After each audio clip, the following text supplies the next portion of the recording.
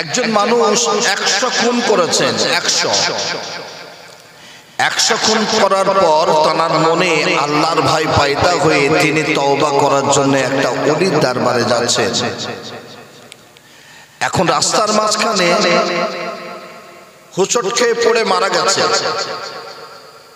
কিতাবের মধ্যে এসেছে জাহান্নামী ফেরেশতারা টেনে জাহান্নামের দিকে নিয়ে যাচ্ছে, জান্নাতীরা টেনে জান্নাতে নিয়ে যাচ্ছে। এমন সময় আমার আল্লাহ পাক বললেন, এই ফেরেশতারা দাঁড়াও, একটু মাপজোক করো তো, এ বান্দা বাড়ির দিকে বেশি আছে না আমার ওলির দরবারের দিকে বেশি আছে। মাপজোক করার পর দেখা গেল 1 বিঘা পরিমাণ ওলির দরবারের দিকে বেশি গেছে। আল্লাহ বললেন, ফেরেশতারা আমার ওলির মহাব্বতের খাতিরে তওবা করতে যাচ্ছিল, আমি আল্লাহ তার তওবাকে কবুল করে তাকে জান্নাতি বানিয়ে দিলাম। জোরে বলবেন না? সেই ওলির মহাব্বত করো। সিলসিলা ফুরফুরা শরীফ আঁকড়ে ধরো, জেনে রেখে দেবেন আখেরি জামানাতে 73টা দল হবে। এই 73টা দলের মধ্যে 72টা দল জাহান্নামী হবে আর একটা দল জান্নাতি হবে। ওই দলটা হলো আহলে সুন্নাত ওয়াল জামায়াত। জোরে বলুন সুবহানাল্লাহ। বিভিন্ন মত বেরিয়েছে গো, কোন দিকে কান দেবেন না। সিলসিলা ফুরফুরা শরীফকে আঁকড়ে ধরুন। কিছু মানুষের বক্তব্য, ফুরফুরা ভাই সাহেবরা রাজনীতি করছে, যে করছে, কিন্তু দাদা হুজুর করেছেন, 5 হুজুর করেছেন। আজকে আমরা কার দিকে তাকাই? আমরা তাকাই দাদা হুজুরের দিকে। সেই দাদা হুজুরের মত পথ আদর্শ গ্রহণ করে জীবন অতিবাহিত করুন। আপনাদের কাছে আমার অনুরোধ রইল। আজ আমি আপনাদের বোঝানোর জন্য বলবো,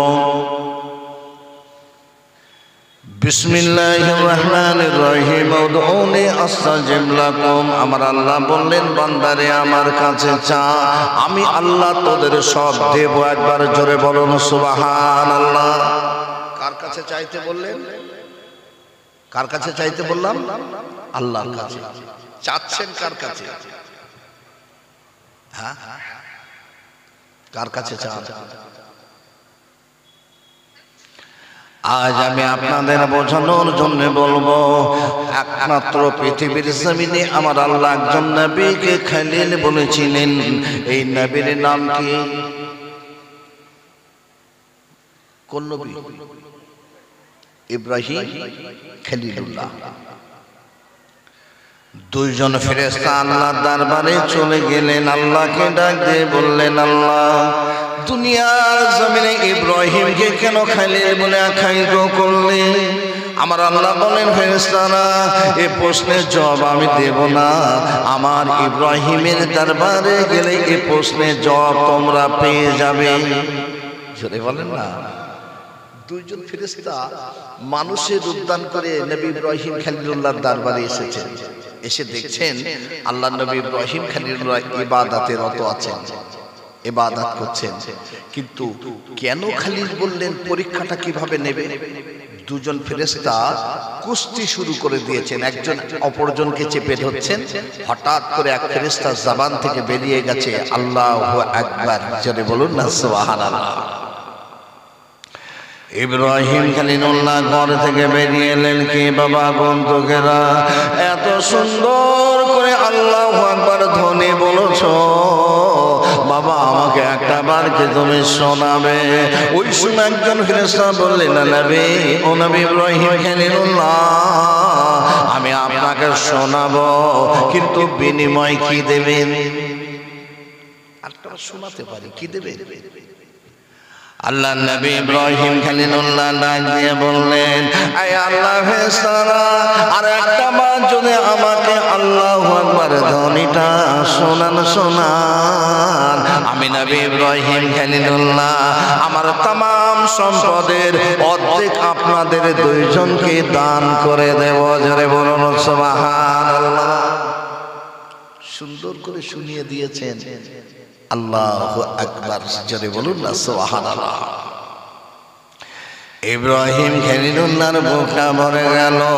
ইব্রাহিম খলিলুল্লাহ ডাক দিয়ে বলেছিলেন, এই আগন্তুকেরা, আমি নবী ইব্রাহিম খলিলুল্লাহ আমাকে আর একটা বারের জন্য যদি শোনান।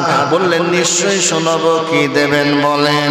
আমি নবী ইব্রাহিম খলিলুল্লাহ আমার তামাম সম্পত্তির অর্ধেক আপনাদের দুইজনকে দান করে দিয়েছি, আর বাকি সম্পত্তি আপনাদের দুইজনকে দান করে দিলাম। জোরে বলুন সুবহানাল্লাহ।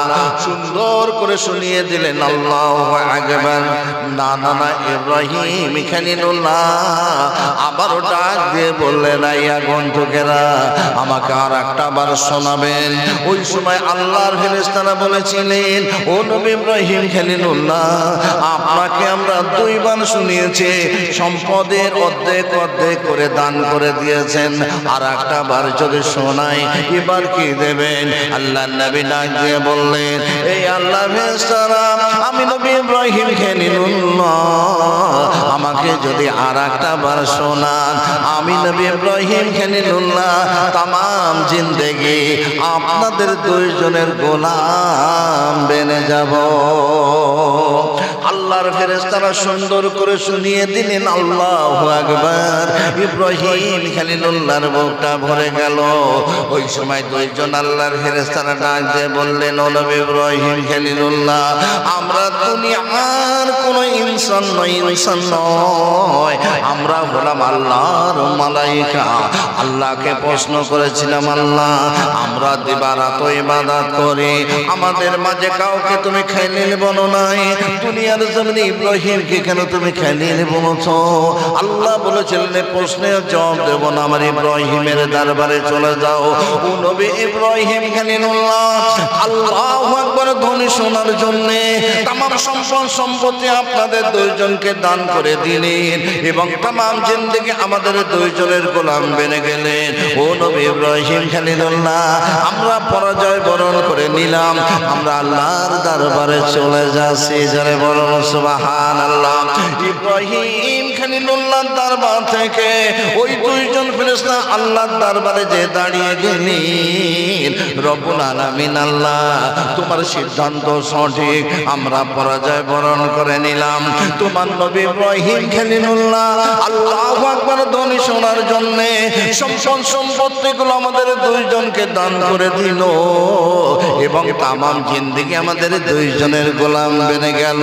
আল্লাহ তোমার সিদ্ধান্ত সঠিক, আমরা পরাজয় বরণ করে নিলাম। জি, আজ আমি আপনাদের বোঝানোর জন্য বলেছি বাবা, না না না, আমার আল্লাহ বললেন, উদুনি আস্তাজিব লাকুম, বান্দা আমার কাছে চা, আমি আল্লাহ তোদের দেব। একবার জোরে বলুন, কার কাছে চাইবেন? ইব্রাহিম খলিলুল্লাহ প্রথম বিবির নাম ছিল সারা। ইব্রাহিম খলিলুল্লাহর 69 বছর বয়স। ইব্রাহিম খলিলুল্লাহর কোন সন্তান আল্লাহ দিলেন না।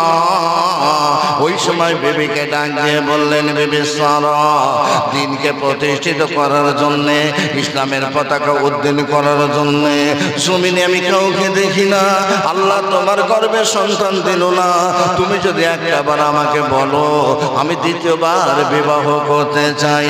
আম্মা জান সারা বললেন, স্বামী গো, আমি অনুমতি দিয়ে দিলাম, আপনি দ্বিতীয়বার বিবাহ করুন। দ্বিতীয়বার বিবাহ করলেন কার সঙ্গে? আম্মা জান হাজরার সঙ্গে। আম্মা জান হাজরার সঙ্গে বিবাহ করে চলে গেলেন জাবালে রাহমাত পাহাড়ের উপরে। রব্বুল আলামিন আল্লাহ দ্বীনকে প্রতিষ্ঠিত করার জন্য, ইসলামের পতাকা উদ্দিন করার জন্য আমি নবী ইব্রাহিম খলিলুল্লাহ জমিনে কাউকে দেখি না, আমি দ্বিতীয়বার বিবাহ করেছি, তুমি আমাকে একটা পুত্র সন্তান দাও, যাকে আমি জমিনে রেখে আমি তোমার দরবারে যেতে পারি। আল্লাহর দরবারে দোয়াটা কবুল হয়ে গেল। আমার আল্লাহ পাক ইব্রাহিম খলিলুল্লাহর ওই 69 বছর বয়সে একটা সন্তান দিলেন, যে সন্তানের নাম হলো ইসমাইল। জোরে বলবেন না, আরো জোরে হবে না। কাকে দিলেন? ইসমাইল। পূর্ণিমার চাঁদের মতো দেখতে, কিন্তু আম্মা জান সারা বলছেন স্বামী এই ইসমাইল এবং হাজরাকে আমি সহ্য করতে পারছি না, এদের এমন একটা জায়গায় রেখে আসুন যেখানে পানি নেই, তরুলতা নেই, কিছুই নেই, এমন একটা জায়গায় রেখে আসুন। আল্লাহ পাকের হুকুম হয়ে গেছে। ইব্রাহিম খলিলুল্লাহ উটের পিঠে করে নিয়ে চলে গেলেন যেখানে কাবা বাইতুল্লাহ ছিল না, ঠিক কাবা থেকে 10 থেকে 15 হাত ডিস্টেন্স, সেখানে রেখে এলেন। ছোট ইসমাইল আলাইহিস সালাম কথা বলতে পারে না, আদো আদো আদো আদো বলে বলে ও মা পানি দিন, মা পানি দিন, ও মা পানি দিন। পানি নাই বাবা, পানি নাই। নিজের বুকে স্তনে মুখটা লাগিয়ে দিলেন দুধলায়। আম্মা জান হাজা ছোট্ট নবী ইসমাইল আলাইহিস সালামকে মরুভূমির বালুকণায় শুয়ে দিয়ে একবার চলে গেলেন সাফা পাহাড়, একবার চলে গেলেন মারওয়া পাহাড়। যদি পাহাড়ের ঝর্ণা নেমে আসে আমি তালু বন্ধ করে পানি নিয়ে আমার ইসমাইলকে পান করিয়ে দেব। একটা বার নয়, দুটো বার নয় বাবা, 7-7টা বার ছোটাছুটি করেছিলেন। পানি নাই, পানি নাই, পানি নাই। ওই সময় ইসমাইল আলাইহিস সালামের কদম দাপাদাপি শুরু করেছিলেন, পানি পানি পানি পানি করে। ওই কদমের আঘাতে জমিনটা দুটো ভাগ হয়ে দুরন্ত গতিতে পানি প্রবাহিত হওয়া শুরু হয়ে গেল। আম্মা জান হাজরা এসে দেখতে পেলেন পানি আর পানি। ওই সময় বলেছিলেন জাম জাম জাম, ওরে থাম থাম থাম। মুড়ি আর বালু কলা নিয়ে ঘিরে ধরলেন না, চারিদিকে বাবা ঘিরে ফেললেন। ওই সময় আরবের জমিনে পানি পাওয়া যায় না।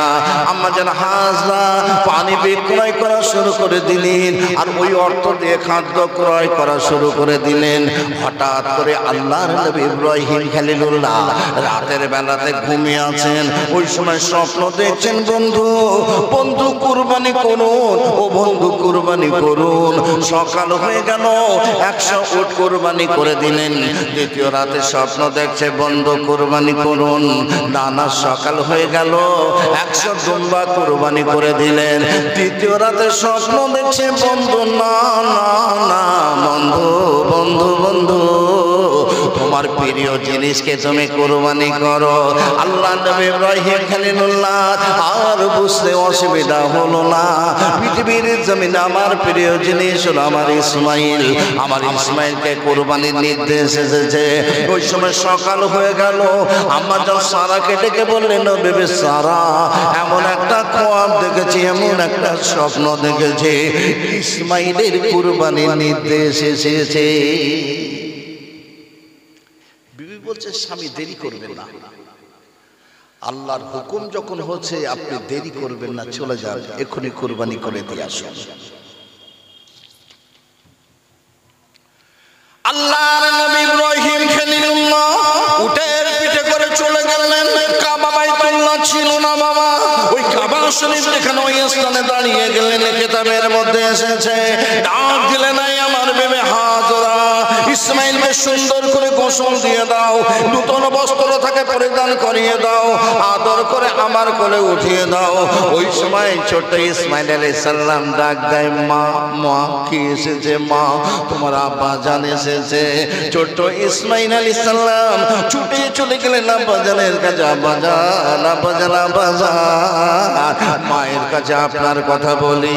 আব্বা জান আপনি আসেন না, ও আব্বা জান নামুন আসুন। ওই সময় আল্লাহর নবী বলেছিলেন, হাজরা সুন্দর করে গোসল দিয়ে দাও, নতুন বস্ত্র তাকে পরিধান করিয়ে বলে আমার করে আদর করে উঠিয়ে দাও। সুন্দর করে গোসল দিয়ে দিলেন বাবা। একটা কাটানো সাদা পিধান পরিধান করে দিয়ে আদর করে ইব্রাহিম খলিলুল্লাহর হাতে উঠিয়ে দিলেন। ইব্রাহিম খলিলুল্লাহ হাতটা ধরে টুক টুক টুক টুক টুক টুক করে ওই মিনা ময়দান পাহাড়ের দিকে নিয়ে যাচ্ছেন। ওই সময় ইবলিস শয়তান আম্মা জান হাজরার কাছে এসে দাঁড়িয়ে গেলেন, এই হাজরা এই বিবি হাজরা ইসমাইলকে কোথায় পাঠালেন? ইসমাইলকে আমার স্বামী দাওয়াত বাড়িতে নিয়ে গেছে। না না না, ইব্রাহিম খলিলুল্লাহর কাছে বড় তার বাড়ি আছে, এখনই আপনার কলিজার টুকরি ইসমাইলকে কুরবানি করে দেবে। ওই সময় আমাজান হাজরা ইবলিসকে দেখে চিনতে পেরে গেছে, তুমি নিশ্চয়ই ইবলিস। এই ইবলিস, আমার স্বামী আল্লাহর নবী ইসমাইলকে কুরবানি করে দেবে কার হুকুমে? আল্লাহর হুকুমে। কাকে খুশি করার জন্য? আল্লাহকে খুশি করার জন্য। ওই সময় বলেছিলেন, এই ইবলিস শোন, আমার স্বামী আল্লাহর নবী যদি আমার কলিজার টুকরা সন্তান ইসমাইলকে আল্লাহকে খুশি করার জন্য আল্লাহর হুকুমে কুরবানি করে, আমি হাজরা একটা বার নয়, দুটো বার নয়, 10-10টা বার কুরবানির নির্দেশ দিয়ে দিলাম। ইবলিস শয়তান পারল না, এবার চলে গেল ছোট ইসমাইল আলাইহিস সালামের কাছে। ওই ইসমাইল, তুমি কি জানো না তোমার আব্বাজান তোমাকে কোথায় নিয়ে যায়? আমার আব্বাজান আমাকে দাওয়াত বাড়িতে নিয়ে যায়। না না না, তোমার আব্বাজান ওই মিনা ময়দানের উপরে নিয়েছে, এখনই তোমার গলায় তার বাড়ি বাঁশিয়ে দেবে, তোমাকে কুরবানি করার জন্য নিয়ে যায়। ছোট ইসমাইল আলাইহিস সালাম ইবলিসকে দেখে চিনতে পেরে গেছে, তুমি নিশ্চয়ই ইবলিস শয়তান, আমার আব্বাজান আমাকে কুরবানি করে দেবে কার হুকুমে? আল্লাহর হুকুমে। কাকে খুশি করার জন্য? আল্লাহকে খুশি করার জন্য। ওই সময় বলেছিলেন, ওরে ইবলিস শোন, আমার আব্বাজান যদি আমাকে কুরবানি করে দেন আল্লাহর হুকুমে, আল্লাহকে খুশি করার জন্য, আমি ইসমাইল একটা বার নয়, দুটো বার নয়, আল্লাহর রাহে 10-10টা বার কুরবানি হয়ে যাব। ইবলিস শয়তান পারল না। ওই সময় ইসমাইল আলাইহিস সালাম মরুভূমির বালুকণা থেকে ছোট্ট ছোট্ট পাথরগুলো ইবলিসকে মারতে শুরু করে দিলেন। এবার ইব্রাহিম খলিলুল্লাহ ওই মিনা ময়দানের পাহাড়ের উপরে নিয়ে ইসমাইল আলাইহিস সালামকে পাশে বসিয়ে দিলেন, দিয়ে বললেন, বাবা ইসমাইল, বাবা ইসমাইল, তোমাকে এখানে কেন নিয়ে এসেছি তুমি কি জানো? আব্বাজান জানি না। শোনো বাবা, আমি গত রাতে এমন একটা খ্বাব দেখেছি, আল্লাহ পাক পৃথিবীর সবথেকে আমার প্রিয় জিনিসকে কুরবানির নির্দেশ দিয়েছে। বাবা, পৃথিবীর সবথেকে প্রিয় জিনিস আমার কাছে তুমি, তোমার কুরবানির নির্দেশ এসেছে। ছোট্ট ইসমাইল আলাইহিস সালাম বললেন, আব্বাজান, নবীদের স্বপ্নটা তো স্বপ্ন নয়, এটা তো আল্লাহর ওহী। ও আব্বাজান, আপনি আমাকে কুরবানি করুন, আমি আপনাকে বাধা দেব না। ও আব্বাজান, আমি ধৈর্য ধারণ করব। ও আব্বাজান, আপনি আমাকে কুরবানি করুন। আল্লাহর নবীকে ডাক দিয়ে বলেন, আব্বাজান, ও আব্বাজান, আপনি আমাকে কুরবানি করুন, কিন্তু আব্বাজান আমার 3টি শর্ত, আমার 3টি শর্ত আপনাকে মানতে হবে। কি শর্ত বাবা ইসমাইল? ও আব্বাজান, আব্বাজান, আব্বাজান, আমাকে যখন আপনি কুরবানি করবেন আমার হাত পায়ে ভালো করে বাঁধন দিয়ে নেবেন। আমি ইসমাইল দেখেছি জমিনে কোনো পশুকে যখন কুরবানি করা হয় তার হাত পা গুলো ছটফট ছটফট করে। আপনি হলেন আল্লাহর নবী, আমার আব্বাজান আমাকে কুরবানি করে দেবেন, আমার কদম আপনার চেহারায় লেগে যাবে, আমার বড় বেয়াদবি হয়ে যাবে।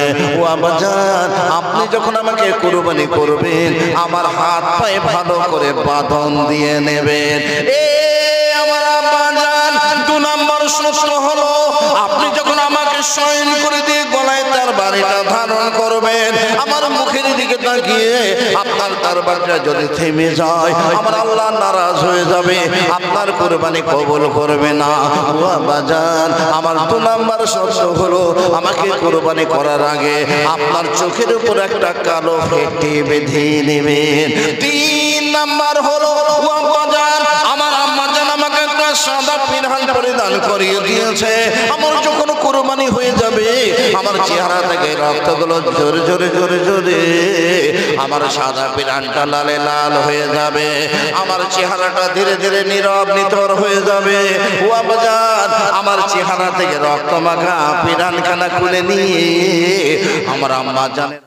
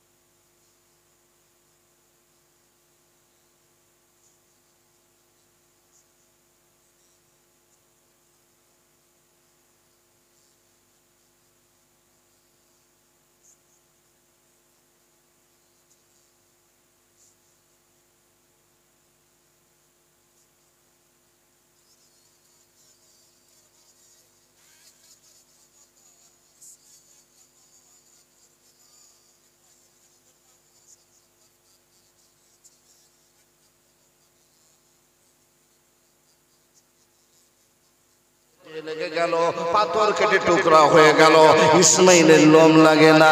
ওই সময় আমার আল্লাহ ডাক দিলেন, জিবরাইল, এই জিবরাইল, জমিনের দিকে তাকিয়ে দেখো, আমার বন্ধু আমি আল্লাহ আমাকে খুশি করার জন্য নিজের কলিজার টুকরা সন্তানকে কেমন করে কুরবানি করছে। জিবরাইল জমিনের দিকে তাকিয়ে দেখো, এই জিবরাইল তুমি সাক্ষী থেকে যাও, আমি আল্লাহ আমার বন্ধুর কুরবানিটা কবুল করে নিলাম। এই জিবরাইল জমিনে চলে যাও, জান্নাত থেকে একটা জান্নাতি দুম্বা নিয়ে জমিনে চলে যাও, ইসমাইলকে সরিয়ে দিয়ে ওই জান্নাতি দুম্বাটা তুমি শয়ন করে দেবে। ইব্রাহিম খলিলুল্লাহ পুনরায় তার বাড়ি ধারণ করলেন। জিবরাইল আলাইহিস সালাম ইসমাইলকে সরিয়ে দিয়ে জান্নাতি দুম্বা শয়ন করে দিলেন। ইব্রাহিম খলিলুল্লাহ চোখে কালো ফেটে বাঁধা যখন দুম্বার গলায় তার বাড়িটা ধারণ করেছেন, ওই সময় জিবরাইল বললেন, আল্লাহু আকবার, আল্লাহু আকবার। ইসমাইল সাল্লাম বললেন, লা ইলাহা ইল্লাল্লাহ। ইব্রাহিম খলিলুল্লাহ বললেন, লিল্লাহিল হামদ। কুরবানি হয়ে গেল, চোখের কালো ফেটে খুলে দেখতে পেলেন ইসমাইল পাশে দাঁড়িয়ে দাঁড়িয়ে হাসে, আর জান্নাতি দুম্বা কুরবানি হয়ে গেছে। আমার আল্লাহ বলেন, ইব্রাহিম, এই ইব্রাহিম, আমি আল্লাহ 69 বছর বয়সে তোমাকে সন্তান দিয়েছিলাম। আমার ভালোবাসা, যে ভালোবাসা 70 বছর ধরে তুমি বেসেছো, ইব্রাহিমকে ইসমাইলকে দেওয়ার পর ওই ভালোবাসা তুমি ইসমাইলকে ভাগ করে দিয়েছো কিনা, এই পরীক্ষা নেওয়ার জন্য তোমাকে কুরবানি করেছিলাম। বন্ধু, না, 69 বছর ধরে যে ভালোবাসা আমাকে বেসেছিলে, আজ তুমি আমাকে সেই ভালোবাসা বাসো। বন্ধু, আমি আল্লাহ তোমার কুরবানিটা কবুল করে নিলাম। কার কাছে তাহলে চাইলে সব পাওয়া যায়? আল্লাহর কাছে। জি, তাই আপনাদের কাছে বলবো, সেই আল্লাহর কাছে চান, আল্লাহর ইবাদত করেন। জি, আল্লাহকে ভয় করুন। বিসমিল্লাহির রহমানির রহিম। ইয়া আইয়ুহাল্লাযীনা আমানু তাকুল্লাহা হাক্কা তুকাতিহি ওয়া লা তামুতুন্না ইল্লা ওয়া আনতুম মুসলিমুন। ইমানদারগণের আমি আল্লাহ, আমাকে ভয় করো, ভয় করার মতো করো, মুসলমান না হয়ে মরো না। আল্লাহকে ভয় করুন। জি, আল্লাহকে ভয় করুন। নামাজ পড়ুন, রোজা করুন, আল্লাহর ইবাদত করুন, সুদ ঘুষ মদ জেনা ব্যভিচারী থেকে নিজেদের হেফাজত করুন, মা বোনদের পর্দায় রাখুন। কেননা আমরা সবাই মরবো না। একটু কথা বলেন, কবে মরবেন? কবে? চিঠি পাননি? এ দাড়ি পেকে গেছে, মরণের চিঠি এসে গেছে। চুল পেকে গেছে, মরণের চিঠি এসে গেছে। জি, চোখের দৃষ্টি কমে গেছে, মরণের চিঠি এসে গেছে। স্মরণ শক্তি কমে গেছে, মরণের চিঠি এসে গেছে। মাজা বেঁকে গেছে, মরণের চিঠি এসে গেছে। এক এক করে বহু চিঠি এসেছে, কিন্তু আমরা সংশোধন হব না। কিন্তু যে কোনো সময়, যে কোনো মুহূর্তে আপনি আমি চলে যাব। তাই অনুরোধ করে যাচ্ছি, খেতে দেওয়ার মালিককে, সে আল্লাহর উপরে তাওয়াক্কুল করতে হবে না? জি, আল্লাহ বলছেন, লা তাকনাতু মির রাহমাতিল্লাহ। বান্দা, আমার রহমত থেকে তোরা নিরাশ হোস না। জোরে বলুন সুবহানাল্লাহ। ছোট্ট একটা আলোচনা রেখে বিদায় নেব। হযরতে খলিফা ওমর ইবনুল খাত্তাব বসে আছেন। খাত্তাব একজন ছোট্ট একটা বাচ্চাকে নিয়ে হযরত ওমরের দরবারে যে হাজির। বাচ্চাটা এত দুষ্টুমি করছে, ওমর দেখে বলছে, এই ছেলেটি কার গো? বলছে, হুজুর আমার ছেলে। ওমর বলছে, এই ছেলেটির মধ্যে আমি কাকের স্বভাব দেখছি। কাক যেমন চতুর, ছেলেটা ততরূপ চতুর। বলছে, হুজুর আমার এই ছেলেটার জীবনের একটা কাহিনী আছে। ওমর বলছে, কি কাহিনী? আমাকে একটু শোনাও। ও আমিরুল মুমিনিন খলিফাতুল মুসলিমিন ওমর, আপনি শুনুন। আমি ঘর সংসার শুরু করে দিলাম আমি বিবাহ করে, কিন্তু আমি দেখতে পেলাম আমার বেবি গর্ভবতী হয়ে গেছে। আমার বেবিকে ডেকে বললাম, বেবি তুমি গর্ভবতী হয়ে গেছো, আমাদের নতুন অতিথি আসবে, যেহেতু আমি সিরিয়াতে চলে যাব আমি ব্যবসার খাতিরে। বিবি বলে, স্বামী সিরিয়াতে চলে যাবে? ও আমার স্বামী, ঘরে আমি একা কেমন করে রইব? ওই সময় বলেছিলাম, ওরে বেবি কাঁদিস না, এই ঘরে তোমাকে আমি একা একা রেখে চলে যাব না, এই ঘরে আমি আমার আল্লাহ আল্লাহ রসুলকে রেখে যাবো। জোরে বলুন সুবহানাল্লাহ। আমার বেবি বলেছিল, আমার স্বামী আল্লাহ আল্লাহ রসুলকে রেখে চলে যাবে, কিন্তু আমার স্বামী আমার যখন প্রসব বেদনা শুরু হয়ে যাবে, ঘরে তো কেউ নেই, আমার কি হবে? ও আমিরুল মুমিনিন খলিফাতুল মুসলিমিন ওমর, আমি বলেছিলাম, বেবি কাঁদিস না, আমার যে সন্তান তোমার গর্ভে এসেছে ওই সন্তানকে আমার আল্লাহ আমানত করবে, ওই সন্তানকে আমার আল্লাহ হেফাজত করবে। যারা বলুন সুবহানাল্লাহ। ও আমিরুল মুমিনিন খলিফাতুল মুসলিমিন ওমর, আমি চলে গেলাম ব্যবসার খাতিরে সিরিয়াতে। আমি 3 বছর পর ঘরে ফিরে এসেছি উপার্জন করে। এসে দেখতে পেলাম আমার ঘরে তালা ঝোলানো। আমি প্রতিবেশীদের ডেকে ডেকে বললাম, এই প্রতিবেশীরা, আমার ঘরে তালা ঝোলানো কেন? প্রতিবেশীরা ছুটে ছুটে ছুটে ছুটে আমাকে এসে জড়িয়ে ধরে, ও ভাইজান কাঁদবেন না, ও ভাইজান কাঁদবেন না। আমাদের ভাবিজির সন্তান প্রসবের বেদনা যখন শুরু হয়েছিল, হাত পাগুলো টানতে টানতে মারা গেছে, মরে গেছে, ইন্তেকাল হয়ে গেছে। ও আমিরুল মুমিনিন খলিফাতুল মুসলিমিন ওমর, আমার প্রতিবেশীদের ডেকে ডেকে বললাম, আমার বেবিকে কোথায় কবর দিয়েছো? আমার হাতটা ধরে টেনে টেনে বেবির কবরের ধারে দিয়ে গেলেন। আমি দুটো হাত তুলে দোয়া করছি, আল্লাহ আমার বেবি নামাজি ছিল, আমার বেবি রোজাদার ছিল, আমার বেবি তাহাজ্জুদ গুজারি ছিল, আমার বেবির জীবনের গুনাহ মাফ করে দিয়ে আমার বেবির কবর আযাব থেকে নাজাত দাও। ওই সময় আমি দোয়া চাই। আমার প্রতিবেশী ভাইয়ের আমার হাতটা ধরে টেনে টেনে ঘরের দিকে নিয়ে যায়। ও আমিরুল মুমিনিন খলিফাতুল মুসলিমিন ওমর, আমি এক কদম দু কদম এগিয়ে যাই, বারে বারে বেবির কবরের দিকে ফিরে ফিরে তাকাই। হঠাৎ করে দেখতে পেলাম আমার বেবির কবরটা দুটো ভাগ হয়ে গেল, আর ওই কবরের মধ্য থেকে একটা নূর আর নূর চমকাতে শুরু করে দিয়েছে। ও আমিরুল মুমিনিন খলিফাতুল মুসলিমিন ওমর, আমি ছুটে চলে গেলাম।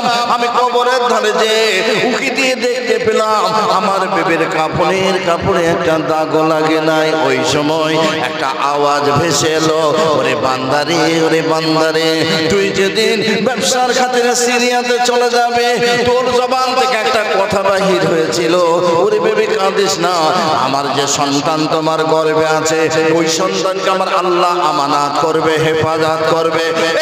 আমার বান্দা, তোর বেবি আমি আল্লাহ আমার হুকুমে মারা গেছে, মরে গেছে, ইন্তেকাল হয়ে গেছে। তোর বেবিকে যখন কবরে শুয়ে দিয়ে গেছে, আমি আল্লাহ আমার হুকুমে তোর বেবি কবরের মধ্যে সন্তান প্রসব করেছে। ওই সন্তানকে আমি আল্লাহ মরা মায়ের দুধ পান করিয়ে 3 বছর কবরের মধ্যে আমানত হেফাজত করে রেখে দিয়েছি। ওরে বান্দা, একটাবার কবরের মধ্যে হাতটা বাড়িয়ে দিয়ে তোর কলিজার টুকরা সন্তানকে উঠিয়ে নে। ও আমিরুল মুমিনিন খলিফাতুল মুসলিমিন, আমার হাতটা কবরের মধ্যে বাড়িয়ে দিলাম, আর আমার এই কলিজার টুকরা সন্তান আমার হাতটা জড়িয়ে ধরে আমার কোলে উঠে এলো। ও আমিরুল মুমিনিন খলিফাতুল মুসলিমিন, এই হলো আমার ছেলের জীবনের কাহিনী। আমার আল্লাহ পারে না, একটু কথা বলে, আমার আল্লাহ সব পারে। তাই আজকে আমি লম্বা চড়া আলোচনা নসিহত করব না, সময় খুবই অল্প অল্প সময়, কেননা পীরজাদা আপনাদের এই মহব্বতের সানাউল্লাহ সিদ্দিকী হুজুর কেবলা তিনি এসে গেছেন, এখনই তিনি আসছেন। যেহেতু আমি আর বাড়াচ্ছি না, সামান্য সময় দু একটি কথা বলেছি, কেউ রাগ করলেন না তো? কেউ রাগ করেননি তো? ভুল ত্রুটি হলে মাফ করবেন। আবার আসবো নতুন আলোচনা, আবার শোনাবো। যতদিন বেঁচে আছি বিড়া মল্লিক পাড়ার মানুষ আমার অন্তরে আছে। আমি যখন দোয়া করি সকলের জন্য দোয়া করি, আপনারা ভালো থাকুন, আল্লাহ আপনাদের সুস্থ রাখুক, ইবাদত করার তৌফিক দিক, এই গ্রামে আল্লাহ শান্তি দিক। সকলে বলুন আল্লাহুম্মা আমিন। লম্বা চড়ার জন্য নসিহত নয়, আমি একটু সালাত ও সালাম পড়বো। পিছনে পিছনে যারা আছেন এই সামনেটায় আসেন না, হুজুর কেবলা এসে দেখবে এই কটা লোক, হুজুর এসে দেখবে এই কটা লোক, আমি একটা সালাত সালাম পড়বো, এই সামনেটা এসে বসুন, হুজুর আপনাদের মুখের দিকে তাকিয়ে দুটি কথা বলতে পারবে। বুঝতে পেরেছেন? আমার আলোচনা থেকে বিদায় নিচ্ছি। আমাদের দরবারি সালে সব ফাল্গুন মাসের 13, 14, 15 আপনাদের গ্রাম, আপনাদের সকলের দাওয়াত রইল। সকলে যাবেন নিজের দরবার মনে করে। ফুরফুরা দরবার শরীফে গুজবাই স্টেজ ভুলবেন না। অবশ্যই আমার দাদা হুজুর কেবলা ইসালে সাহেবে যাবেন, আমার জন্য দোয়া করবেন। আল্লাহ যেন আমাকে ইমানি হালাতে মওত দেয়। আমি আপনাদের জন্য দোয়া রেখে গেলাম, আল্লাহ আপনাদের কাবা রাসূলের দরবারের মেহমান না বানিয়ে আল্লাহ যেন কাউকে মওত না দেয়। বলুন আল্লাহুম্মা আমিন। জোরে বলুন আল্লাহুম্মা আমিন। সকলে একটু সালাত ও সালাম পড়বো, এগিয়ে সামনেটা বসেন। ইয়া নবী সালাম